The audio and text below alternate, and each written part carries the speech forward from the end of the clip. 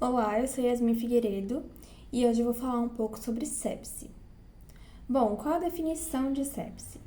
Sepse é uma resposta inflamatória desregulada devido a um foco infeccioso presente e que leva à disfunção orgânica do indivíduo. Então, a gente precisa entender primeiro a fisiopatologia da doença e a fisiologia humana. Então, na fisiologia humana, diante a um foco infeccioso, é desencadeado um processo inflamatório. Esse processo inflamatório, ele funciona como uma balança. Então, ele tem um processo pró-inflamatório e um processo anti-inflamatório. Ambos atuam de forma equilibrada, visando combater aquele foco infeccioso e restabelecer a homeostasia corporal.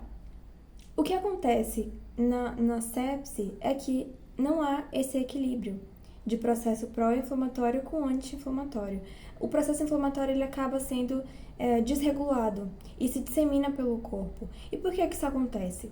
Existem dois fatores. Existe o fator de virulência do patógeno e o fator do hospedeiro. Quanto maior a virulência do patógeno, maior risco de desenvolvimento de sepse. E por outro lado, se o hospedeiro ele for um paciente imunodeprimido, ou seja, gestante, idosos, pessoas que têm diabetes mellitus, obesos, ele também tem um fator de risco a mais ao desenvolvimento de sepse. Bom, e agora falando um pouco sobre a fisiopatologia da doença, existem três pilares principais para a gente falar sobre essa fisiopatologia.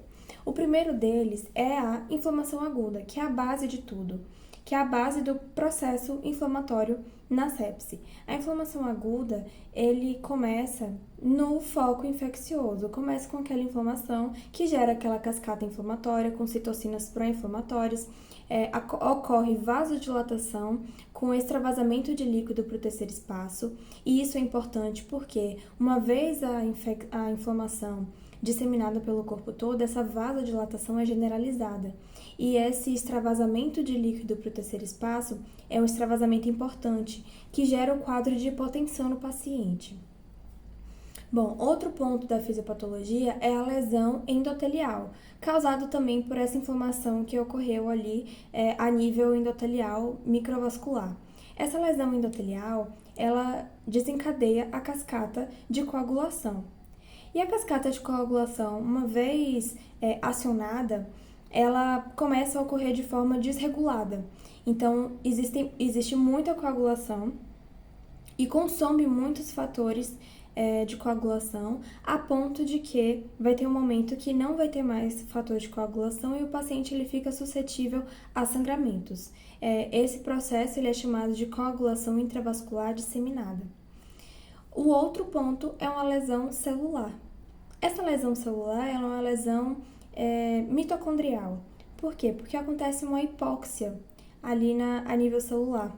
Essa hipóxia, ela desvia o metabolismo celular. Então, o metabolismo fisiológico da célula é a fosforilação oxidativa, ou seja, a mitocôndria ela usa o oxigênio para produzir ATP, que é a energia celular. Uma vez que não tem oxigênio, a célula entende que ela precisa de outro meio para produzir energia. O que ela não pode ficar é sem energia, então ela começa a fazer a fermentação láctea. Só que a fermentação láctea, ela gera um produto que é o lactato, e ele é liberado na corrente sanguínea. E aqui a gente tem pontos muito importantes, prognósticos para o paciente, inclusive.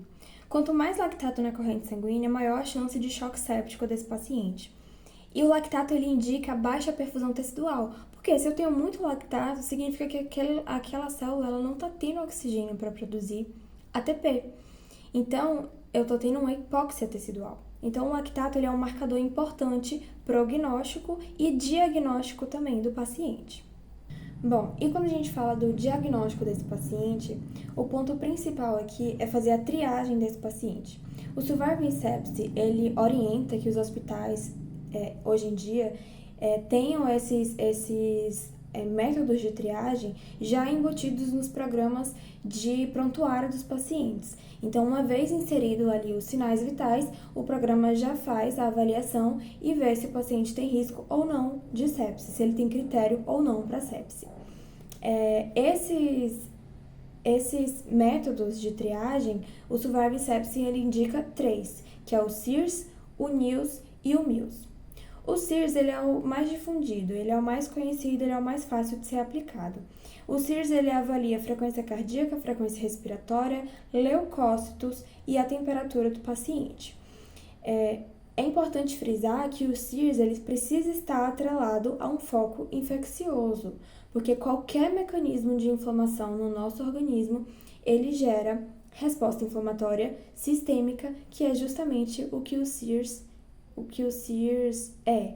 Ele dita uma resposta inflamatória sistêmica, mas nem toda resposta inflamatória sistêmica é causada por um foco infeccioso.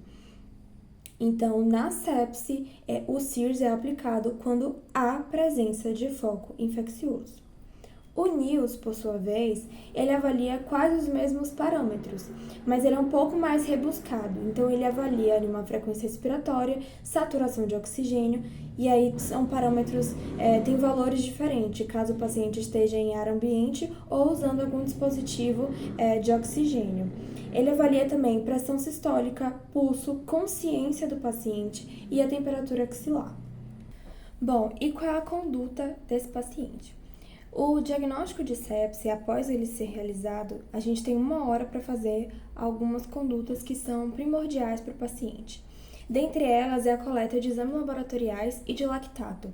Aqui, o exame laboratorial ele é importante para aplicar principalmente o critério SOFA, que ele avalia a disfunção orgânica em diversos órgãos, como, por exemplo, fígado, lesão renal. Ele é importante para um prognóstico do paciente e para avaliação clínica naquele momento, bem como a gasometria arterial com dosagem de lactato. O lactato, como já foi dito, ele é um importante fator prognóstico e indicador de perfusão tecidual. Então, os exames laboratoriais e a coleta da gasometria arterial nesse momento é de extrema importância. Outro exame de extrema importância é a coleta da hemocultura. Então, deve ser coletada 2 pares de hemocultura, com intervalo de 30 minutos entre eles, coleta de anaeróbicos e aeróbicos, bem como a coleta da amostra do provável foco infeccioso. Então, por exemplo, se o paciente ele tem um provável foco infeccioso de via urinária, então a pielonefrite, por exemplo, a gente coleta a urocultura para avaliação daquele foco infeccioso. Outro ponto importante é o início da antibiótico terapia. A antibiótico terapia ela deve ser iniciada após a coleta das culturas. Não se deve esperar o resultado da cultura para iniciar a antibiótico terapia. Na verdade, assim que coletar, já inicia o antibiótico. E qual antibiótico iniciar? Sempre um de amplo espectro. Sempre pensar em um antibiótico que vá cobrir bactérias gram positivas resistentes. Então, por exemplo, MRSA. Pensar sempre em bactérias multiresistentes. Tá, mas será que eu só faço antibiótico ou eu posso fazer antifúngico e antiviral? Bom, o Survive Sepsis de 2021, ele contraindica a realização de antiviral. O antiinfúngico, ele é bem indicado quando há uma suspeita diagnóstica muito alta, quando há realmente uma probabilidade muito grande de ser uma infecção fúngica, do foco infeccioso ser de origem fúngica e aquela sepse ter sido desencadeada por conta do foco infeccioso por um patógeno que seja um fungo.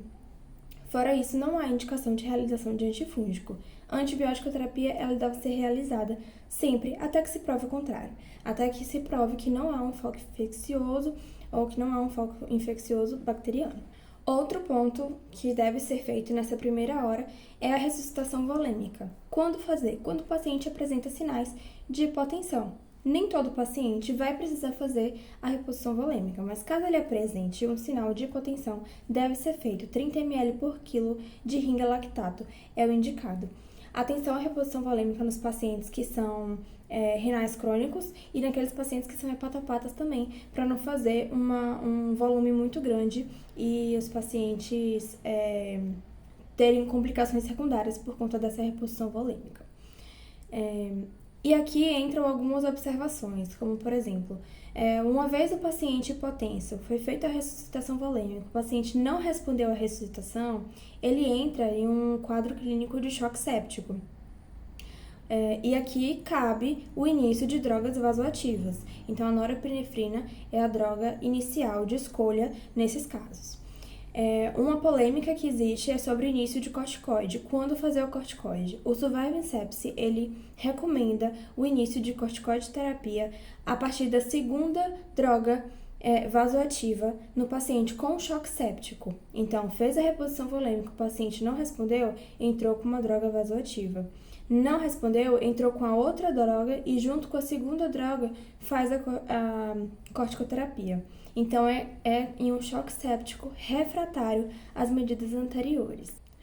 Outras medidas importantes nesse cenário de sepse é observar qual o foco infeccioso do paciente. Então, por exemplo, se for uma infecção de acesso venoso do catéter vesical de demora, por exemplo, a retirada desses dispositivos é recomendada para diminuição da proliferação bacteriana naquele lugar.